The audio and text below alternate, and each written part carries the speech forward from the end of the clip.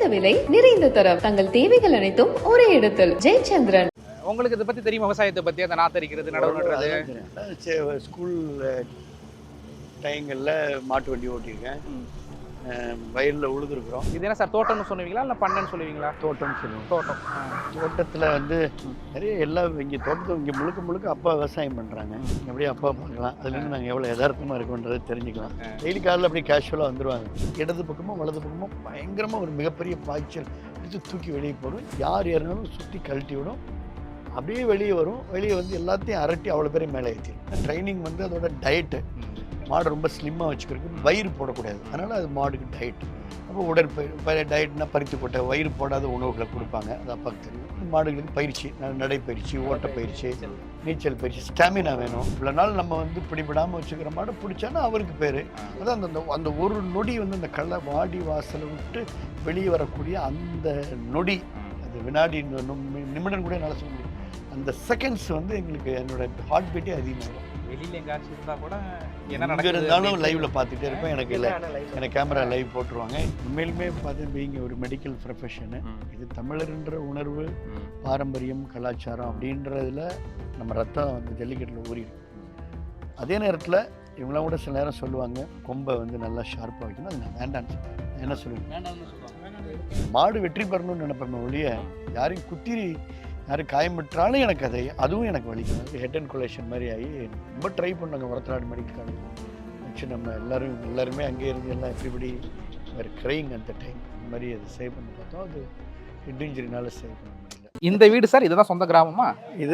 இந்த வீடு வந்து நான் மருத்துவக் கல்லூரியில் படிக்கிறப்ப ஒரு 1992 அப்பாவால் கட்டப்பட்ட வீடு. அதெல்லாம் கல் கட்டிடம், பில்லர் இருக்காது, இதெல்லாம் கல்லு தான். ஆமா கல்லு தான், கல் கட்டடம். இது மட்டும் தான் பில்லர், இந்த ரெண்டும் பில்லரு. இது கீழெல்லாம் பொதுவாக பில்லர் போட்டு தானே பே போட்டு, இது வந்து கல்லே கட்டப்பட்ட கட்டடம். அதனால இது அப்பா 92னா இப்போ ஒரு அதுக்கப்புறம் வந்து 8, இப்போ ஒரு 32 வருஷம் ஆச்சு. 30 வருஷத்துக்கு மேலே ஆச்சு. சொந்த கிராமம் அப்படின்னா நான் பிறந்தது பார்த்தீங்கன்னா இந்த இழுப்பூர் கவர்மெண்ட் ஹாஸ்பிட்டல். எங்கள் அப்பாவுடைய சொந்த ஊர், எங்களுடைய சொந்த ஊர் என்பது எங்களுடைய ஊர் ராப்பூசல்னு ஒரு பெரிய கிராமம். இந்த ராப்பூசல் கிராமம் அது மிகப்பெரிய ஜல்லிக்கட்டுக்கு வந்து பெரிய பெயர் பெற்ற பஞ்சாயத்து. ராப்பூசல்னாவே இப்போ வரைக்கும் அந்த ராப்பூசல் கோயில் மாடு தான் எல்லா கிராமங்கள்லையும் முதல் மரியாதை. இங்கேருந்து எவ்வளோ தூரம் சார் ஊர்? அது இங்கேருந்து ஒரு ஜஸ்ட் ஒரு 6-7 கிலோமீட்டர்ஸ். நான் நினச்சேன் சரி கார் அதிகமாக இருக்கணும், காரோட சைக்கிள் அதிகமாக வச்சுருக்கீங்களே வீட்டில். காலையில் நம்ம எப்போ என்னுடைய கான்ஃபரன்ஸுக்கு வந்தாலும் புதுக்கோட்டையில் தங்குறப்ப சைக்கிள் சாத்தியம் இல்லை, சென்னையில் தங்குறப்பையும் சைக்கிள் சாத்தியம் இல்லை. என்னுடைய அப்பா அம்மா குடியிருக்கக்கூடிய என்னுடைய சொந்த ஊரான இப்போ இழுப்பூரில் இந்த வீட்டில் நான் தங்குறப்ப காலையில் எந்திரிச்சோன்னே சைக்கிள் தான் இருப்பாங்க. சார் இப்போ எங்கே சார் போகிறோம்? இப்போ நம்ம ரொட்டீனாக எப்போதும் ஏதாவது ஒரு திசையில் போவோம். இன்னைக்கு நம்ம தோப்புக்கு போவோம். சின்ன பிள்ளைங்களாம் பார்த்தேன்னா சார் சொல்லுவாங்க, ஸ்கூல் படிக்கிற பிள்ளைங்களாம் அப்படி சைக்கிளில் போகிறத பாருங்க, என்ன சொல்கிறாங்களோ அதான் செய்வாங்க. உங்களுக்கு வயல்லாம் இருக்கா, விவசாயம் பார்க்குறது எல்லாமே அப்பா பார்த்துட்டு இருக்காங்க. அப்பா காலையில் அப்பா எழுந்த உடனே அவங்க வந்து 2 வீலரில் ஜஸ்ட்டு அவங்களும் அப்படியே வயலுக்கு போயிடுவாங்க. விவசாய குடும்பம் தானே. இன்னும் மழை காலத்தில் வந்து பார்த்தீங்கன்னா இந்த பக்கம் ஃபுல்லாக தண்ணி இருக்கும், இந்த பக்கம் ஃபுல்லாக வந்து பயிர் இருக்கும், ரொம்ப இயற்கையாக இருக்கும். இப்போ கொஞ்சம் இந்த பகுதியில் கொஞ்சம் மழை குறைவு, அதனால் கொஞ்சம் குளங்கள்லாம் வந்து பெரிய பெரிய கண்மாய்கள்லாம் நீர் இல்லாமல் இருக்குது. இருந்தாலும் பரவாயில்ல, இவங்கெல்லாம் நடவு நட்டு இப்போ பயிர் நல்லபடியாக வந்திருக்கு. உங்களுக்கு இதை பற்றி தெரியும், விவசாயத்தை பற்றி, அந்த நாத்தரிக்கிறது, நடவு நடுறது? ஸ்கூல் டைங்களில் மாட்டு வண்டி ஓட்டியிருக்கேன், வயலில் உழுதுருக்குறோம். இப்போவும் நாற்று நடுறது வந்து முதல் நாற்று நடுவது வந்து ஒரு மிகப்பெரிய ஒரு நிகழ்வாக பாரம்பரியமாக கொண்டாடப்படும். இப்போ அப்பா அம்மா எல்லாம் வந்து அன்னைக்கு வேலை செய்கிற எல்லாருக்குமே வந்து நம்ம மொத்தமாக சமைச்சு கொடுக்குறது, அது மாதிரியான சில மரபுகள்லாம் இருக்குது. அது இப்போவும் தொடருது, ஏன்னா இப்போவும் அப்பா அதெல்லாம் பண்ணிப்பாங்க. நல்லா இருக்கு சார். எனக்கு ரொம்ப நாளைக்கு அப்புறம் இப்போ சைக்கிள் ஓட்டினதுனால அப்படியே ஒரு மூச்சரிக்கிற மாதிரி இருக்கு. உங்களுக்கு இது பழகிடுச்சா? ஒன்றும் இல்லை, நீங்கள் பாட்டு கேஷுவலாக வரீங்களே. இன்னும் கொஞ்சம் தூரம் ஓடுவேன், இன்னும் கொஞ்சம் தூரம் ஓட்டுவேன் சார். இது என்ன சார், தோட்டம்னு சொல்லுவீங்களா இல்லை பண்ணன்னு சொல்லுவீங்களா? தோட்டம்னு சொல்லுவோம். தோட்டம். தோட்டத்தில் வந்து நிறைய எல்லாம் இங்கே தோட்டத்தில் இங்கே முழுக்க அப்பா விவசாயம் பண்ணுறாங்க. இல்லை நெல் பயிரிடுறோம், 3 கேணி இருக்கு. ம். அதனால நெல் பயிரிடுறோம். அப்பா முழுக்க பார்த்துக்கிறாங்க. ம். தென்னை மரங்கள் நிறையா இருக்கு. ம். ஆம், தோட்டம் இப்ப நம்ம கத்திரிக்காயில் காய்கறி தோட்டம் எல்லாமே இருக்கு. ம். ம். ம். இது எல்லாமே அப்பா பார்த்துக்கிறாங்க. ம். இங்கே நான் வந்து இங்கே ஜல்லிக்கட்டு மாட மட்டும் பார்க்குறது. ம். அது வந்து உங்களுடைய துறை அப்படிங்கிறதுனால உங்களுக்கு பிடிச்ச துறை. நீங்கள் அப்படியே அப்பா பார்க்கலாம். அதுலேருந்து நாங்கள் எவ்வளோ யதார்த்தமாக இருக்கோன்றதை தெரிஞ்சுக்கலாம். அப்பா நாங்கள் வளரீங்களா?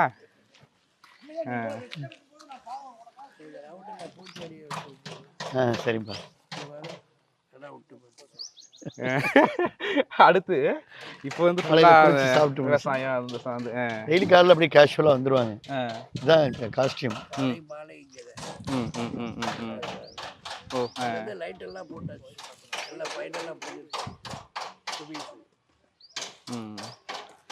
இதுக்கே அப்போ அங்கே நேரம் கரெக்டாக இருக்கும், காலையில் மாலையில். எப்படி சார், சென்னைக்கெல்லாம் அங்கே இருக்கிறது பிடிக்குமா இல்லை இங்கே ஊர்லேயே தான் இருப்பாங்களா? ஒரு நாள் கூட இருக்க மாட்டார் சென்னையில். வந்தா ஒரு நாள் கூட இருக்க மாட்டார். எவ்வளோ நிறைய சொல்லுவோம், ஒரு நாள் எங்களோட சென்னையில் இருங்க. நான் போனோம், உடனே தோட்டத்துக்கு போனோம். இங்கே மாடு எல்லாம் தண்ணி இல்லாமல் இருக்கும், நான் போய் பார்க்கணும். அங்கே இருந்தாலும் நினப்பு ஃபுல்லாக இங்கே தான் இருக்கும். ஆமாம், நிறைய கிராமத்தில் வந்து அவர் தொடர்ந்து பொது வாழ்க்கையில் இருக்கிறனால சுற்றியில் இருக்கக்கூடிய எல்லா பதிலேருந்து தான் முக்கியமான சாதாரண ஒரு குடும்ப பிரச்சனைகள், சின்ன சின்ன பஞ்சாயத்து அவர் வந்து உடனே சமரசம் பண்ணி விட்டுருவார். அப்பா சேர்மனாக இருந்தவங்கல்ல. 1984 1986 சாரி 84 1986 86 அப்போ மக்கள் ஓட்டு, அதில் புரட்சி தலைவர் எம்ஜிஆருடைய காலத்தில் எம்ஜிஆரால் சீட்டு வழங்கப்பட்டு நின்று மிகப்பெரிய வெற்றி பெற்று சேர்மன். அப்பா எப்பவும் எல்லாரும் என்னை அப்பாவை சேர்மன் தான் சொல்லுவாங்க, என்னை சேர்மன் புள்ளன்னு தான் சொல்லுவாங்க. இப்போதான் கொஞ்சம் மருவி கொஞ்சம் என்னை அமைச்சர் சொல்ல ஆரம்பிச்சிருக்காங்க.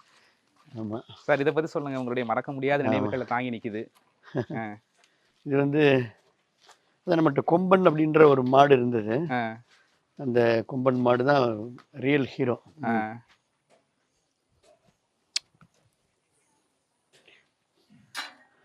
கொம்பன் மாடு தான் ரியல் ஹீரோ. அந்த மாடு வந்து கொம்பன் அந்த காளை வந்து ஒரு குறுகிய காலகட்டத்தில் ஒரு மிகப்பெரிய ஒரு புகழோட உச்சிக்கு போனது. அந்த அளவுக்கு பொதுவாக அவங்க சொல்லுவாங்கல்ல, இப்போ வந்து ஒரு ஒரு ஒரு ஹீரோவே பார்த்தீங்கன்னா ஒரு படத்தில் நடித்து அந்த படம் பெரிய ஹிட்டானா பெரிய எப்படி ஒரு புகழ் கிடைக்குமோ அது மாதிரி இன்னொரு படத்தில் நடிச்சு அதுவும் ஹிட்டானா அந்த மாதிரி கண்டினியூஸாக ஒரு சில காளைகள் வந்தீங்கன்னா ஒரு ஜல்லிக்கட்டில் வருவாங்க, அடுத்த ஜல்லிக்கட்டில் வாங்கம்மா நல்லா இருக்கீங்களா, சரி என்ன வேலையா, ஓ சரி சரி எங்கே இன்னைக்கு, ஓ சரிம்மா சந்தோஷம். ஒரு சில நாள் வந்து ஒரு சில வாடிகளில் வந்து அந்த மாடை வந்து அடைக்கிடுவாங்க, மாடு பிடிபட்டுரும். ஸோ அது மாதிரி நிறைய இருக்குது. ஒரு மாடு வந்து ஒரு வாடியில் நல்லா சுற்றி விளையாடும், இன்னொரு வாடியில் ஓடிடும், இன்னொரு வாடியில் வந்து பிடிபட்டுரும், இன்னொரு வாடியில் வெளியே வராது. இப்படி நிறைய விஷயங்கள் இருக்கு. அப்போ பெஸ்ட் பெர்ஃபார்மர்னா என்ன, தான் அடைக்கப்படுகின்ற அத்தனை வாடிவாசல இருந்து வெளியே வர்றப்ப மிகுந்த ஆக்ரோஷத்தோட அந்த காலை பார்த்தீங்கன்னா அப்படி வெளியே வர்றப்ப கொம்பன் வருகிறார் அப்படின்னாவே அப்படி வெளியே அதுக்குன்னு ஒரு ஸ்டைல் இருக்கு. கேப்டன் விஜயகாந்த்னா கிக் பண்ணுவார், ரஜினிகாந்த்னா இப்படி தலையை கோதி விடுவார், அஜித்னா இப்படி வைப்பார், அப்படி ஒவ்வொருத்தருக்கும் ஒரு ஸ்டைல் இருக்குல்ல. இந்த கொம்பன் மாடுக்கு அப்படி ஒரு ஸ்டைல் இருக்குது. இது வந்து எப்படி திரையுலகில் அந்த ரசிகர்களுக்கு அந்த ஸ்டைல் தெரியுமோ மாதிரி ஜல்லிக்கட்டு களத்தில் மாடுபிடி வீரர்களுக்கும் அந்த மாட்டினுடைய லாபகம் தெரியும், இந்த மாட்டோட லாபகம் தெரியும். ஜல்லிக்கட்டு ரசிகர்களுக்கும் இந்த மாடு எப்படி வெளியே வரணும், திறந்தா எல்லா வாடிலையும் ஒரே ஆக்ரோஷத்தோட வெளியே வரும், இடது பக்கமும் வலது பக்கமும் பயங்கரமாக ஒரு மிகப்பெரிய பாய்ச்சல் எடுத்து தூக்கி வெளியே போடும், யார் ஏறினாலும் சுற்றி கழட்டி விடும், அப்படியே வெளியே வரும். வெளியே வந்து எல்லாத்தையும் அரட்டி அவ்வளோ பேரையும் மேலே ஏற்றிடும். களத்தில் தனியாக யார் வர்றீங்க, படம் மாதிரி ஐம் ரெடி நெக்ஸ்ட் யார் அப்படின்னு கேட்கும், எல்லாம் மேலே ஏறிடுவாங்க. அப்போ யாரோ அதையும் தாண்டி ஒரு சில வீரர்கள், இந்த அவர்லாம் இருக்காருங்க கோவிந்தன்னு ஒரு பெரிய மாடுபிடி வீரர், ஆமாம் எல்லாம் மிகப்பெரிய எவ்வளோ பெரிய மாட்டையும் பிடிச்சிருவார் அவர். உங்களுக்கு வந்து உதாரணத்துக்கு சொல்ல போனால் ராவணன் ஒரு மாடு இருந்ததுல்ல, ராவணன் தானே, வாங்க கோவிந்த் வாங்க, இவர் வந்து மாடுபிடி வீரரா? ஆமா இவர் மாடுபிடி வீரர். அந்த பெரிய எவ்வளவு பெரிய மாடையும் பிடிச்சிருவாரு. ஆமா எவ்வளவு பெரிய மாடையும் பிடிச்சிரு கோவிந்த். அப்ப இவர் இந்த மாட்டை பத்தி சொன்ன கரெக்டா இருக்கும். நீங்க பாத்தீங்களா களத்துல விளையாண்டு? ஆமா இதை அடக்க முயன்று இருக்கீங்களா? இல்ல ஏன்? நம்மலாம் கொஞ்சம் மாடலாம் வைப்போம். ஓ சரி. நாளைக்கு கைக்குச்சி அப்பாட்ட வந்து அப்பாட்ட வந்து உங்க அண்ணன் வாங்கினாங்க. கைக்குறிச்சி தமிழன்னு அவர் தான் அந்த மாடு கொடுத்தாரு. அந்த கட்டை மாடு அடுத்த செகண்ட்ல கட்டையில் லேட்டே இல்லாம 2 பக்கம் பார்க்கும். அதுதானே வந்த ஸ்பீட்ல எங்கிட்ட அணைஞ்சிருக்கா அந்த பக்கம் வந்துடுது. வந்து திரும்ப செகண்ட்ல அப்படியே எல்லை கோடு முன்னாடி அப்படி தின்னு அப்படி ஆகும். எல்லாத்தையும் மேல ஏத்திடும். கீழே நிக்கிறவங்க எல்லா வீரர்கள்லாம் மேல ஏத்திடும். அது பார்க்க அதுக்கப்புறம் தான் அப்படியே பாட்டு அப்படியே அப்படி எல்லாம் ரவுண்ட் பார்த்துட்டு ஓகே அப்புறம் மூவ் பண்ணும். திருப்பி ஃபாஸ்டா போகும். ஸோ இது வந்து பக்கத்துல திருப்பி தூக்கி அடிக்கும். எல்லா ஜல்லிக்கட்டுலையும் அந்த ஒரே பெர்ஃபார்மன்ஸ் அப்படின்றப்ப நீங்க எல்லாம் விறுவிறுப்பா இருப்பாங்க. அப்போ இது எப்படியாச்சும் இப்ப பொதுவா மனிதனுக்கு மிஞ்சியதுதான் மாடுங்க. இவ்வளவு பெரிய காலையும் வீரர்கள் வந்து அந்த மாடோட அதோட நோக்கம், ஆங்கிள்ஸு, ஏறினா கழட்டுமா, ஏறினா குத்துமா, ஏறினதுக்கு அப்புறம் என்ன பண்ணும். ஒரு சில மாடு கடுமையா பாய்ச்சல் இருக்கும். போய் தும்மலை கட்டி மாட்டோட உடம்பு அப்படியே அவனை பருப்பம் அப்படியே அணைச்சிருவான். அணைச்சிட்டு அந்த மாடலை கழட்டவே முடியாது. ஸோ பல டெக்னிக் இருக்குங்க. அவ்வளவு ஏன்னா மனிதனுக்கு தானே டைமிங் இருக்காது. பக்கத்துல போய் அன்றதுக்கு டைமிங் இருக்காது. இதெல்லாம் நீங்க சொல்லி தந்ததா இல்ல இயல்பாவே ஆக்ரோஷம் இந்த மாதிரி வந்து நின்று விளையாடுறது இவ்வளவு சொல்றீங்கல்ல டெக்னிக்லாம், இதெல்லாம் எப்படி இதுக்கு வந்துச்சு? இயல்பா ஒரு சில காலைக்கு மட்டும் தான் அப்படி வருமா சார்? ஒரு இயல்பா இப்ப எவ்வளவு மாடுகள் இருக்கு, இயல்பா இருக்கும். அதை நம்ம இன்னும் கொஞ்சம் அப்படியே நம்ம ட்ரெயின் பண்ணணும். நம்ம ஒன்றும் பெரிய ட்ரைனிங், நம்ம என்ன ட்ரைனிங் வந்து அதோட டயட்டு. மாடு ரொம்ப ஸ்லிம்மா வச்சுக்கிறதுக்கு வயிறு போடக்கூடாது. அதனால அது மாடுக்கு டயட். அப்போ டயட்னா பருத்தி கொட்டை, வயிறு போடாத உணவுகளை கொடுப்பாங்க. அது அப்பாவுக்கு தெரியும். அது போக அதுக்கப்புறம் வந்து அந்த மாடுகளுக்கு பயிற்சி, நடைப்பயிற்சி, ஓட்ட பயிற்சி, நீச்சல் பயிற்சி, ஸ்டாமினா வேணும். நீச்சல் இப்ப இந்த கொம்பனை பொறுத்த அளவுக்கு என்னென்ன பிரைஸ் எல்லாம் அடிச்சிருக்கு? ஏதாச்சும் களத்துல இந்த மாதிரி முட்டி தூக்கி இருக்கிறது அந்த மாதிரிலாம் இருக்கா சம்பவம்? நிறைய இருக்கு. இப்ப கோயம்புத்தூர்ல இந்த மாடுக்கு ஃபர்ஸ்ட் பிரைஸ், மிகப்பெரிய அந்த ஜல்லிக்கட்டுல ஃபர்ஸ்ட் பிரைஸ் கார் வாங்கினது. குமாரபாளையத்துல ஃபர்ஸ்ட் பிரைஸ் பைக் வாங்கினுச்சு. நம்ம சூரியூர்லயும் பிரைஸ் வாங்கி நிறைய பிரைஸ் ஒரு பக்கம். அந்த முட்டி தூக்குனது இந்த மாதிரி கொம்பன் முட்டி தூக்குனது எப்படி இருக்கும் அந்த ஸ்டைலு? மலை கோயில்ல அங்கே ஒரு டைம் நல்லா பண்ணிருந்துச்சு. வந்த ஸ்பீட்ல குத்தி ஆளை தூக்கி அனாமதா கிட்ட தூக்கி போட்டுருக்கு. வீரர்களும் அந்த வீரர்களும் அவங்க கவலைப்படும். தன் உயிரை துச்சம் பண்ண, அதுதான் வீரர்கள் தான் முக்கியம். அவங்க உயிரை துச்சம் பண்ண மதித்து இவ்வளவு பெரிய மாட்டுலயும் எப்படியாச்சும் அடைக்கணும்னு கொம்பளை வந்து விழுவாங்க. அது மாடு தூக்கி போடும், அவனுக்கு அடிபடும், கவலைப்பட மாட்டான். அது உங்க பேரை சொன்னா பிடிச்சே ஆகணும் அப்படிங்கிற மாதிரிலாம் சில பேர் இருக்காங்க. அப்படி பிடிச்சே ஆகணும்னா அதுதானே. இப்ப நம்ம வந்து இவ்வளவு நாள் நம்ம வந்து பிடிபடாம வச்சுக்கிற மாடு பிடிச்சானா அவருக்கு பேரு. அதான் அந்த ஒரு நொடி வந்து அந்த கள்ள வாடி வாசலை விட்டு வெளியே வரக்கூடிய அந்த நொடி, அது வினாடி நிமிடம் கூட என்னால சொல்ல முடியும். அந்த செகண்ட்ஸ் வந்து எங்களுக்கு என்னோட ஹார்ட் பீட்டே அதிகமாயிரும். பயங்கர டென்ஷனா இருக்கும். வெளியில எங்காச்சும் இருந்தா கூட எங்க இருந்தாலும் லைவ்ல பாத்துட்டே இருப்பேன். எனக்கு கேமரா லைவ் போட்டுருவாங்க. எங்க இருந்தாலும் லைவ்ல பார்த்து படபட போயிடுச்சுன்னா எந்த வேலையா இருந்தாலும்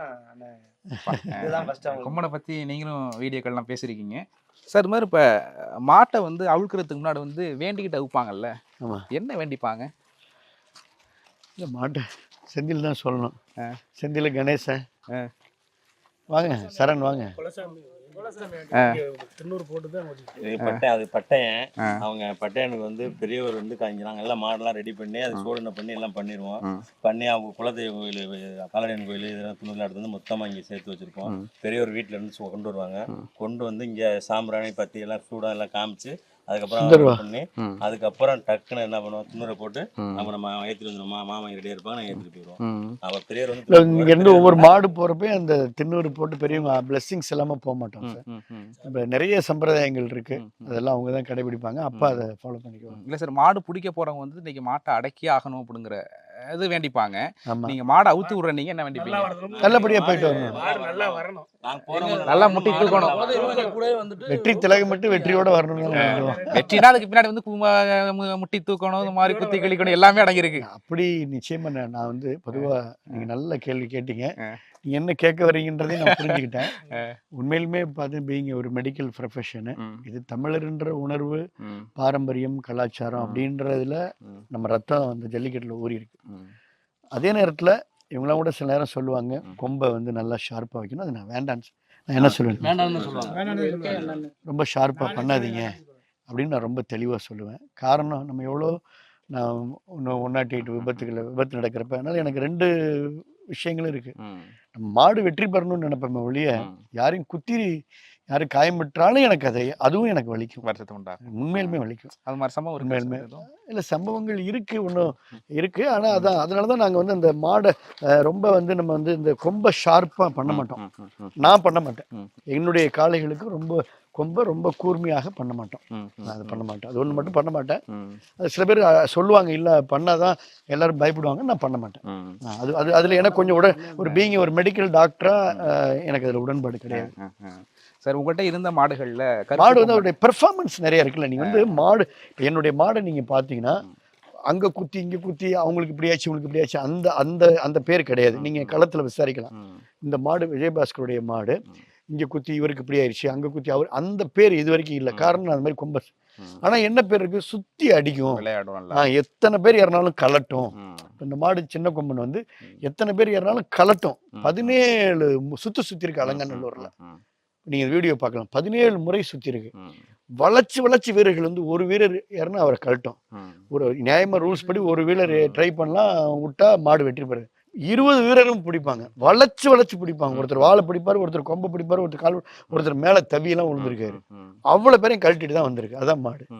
ஸோ அந்த பெர்ஃபார்மன்ஸை தான் நம்ம அப்படிப்பட்ட புல்ஸ் தான், அப்படிப்பட்ட நாட்டு மாடுகளை தான் நம்ம வச்சுருக்கிறோம். அப்படியே ஒவ்வொரு ஊர்லேயும் ஒரு 4 பேரை குத்திட்டு வர மாடு அந்த வெரைட்டி என்கிட்ட இல்லை.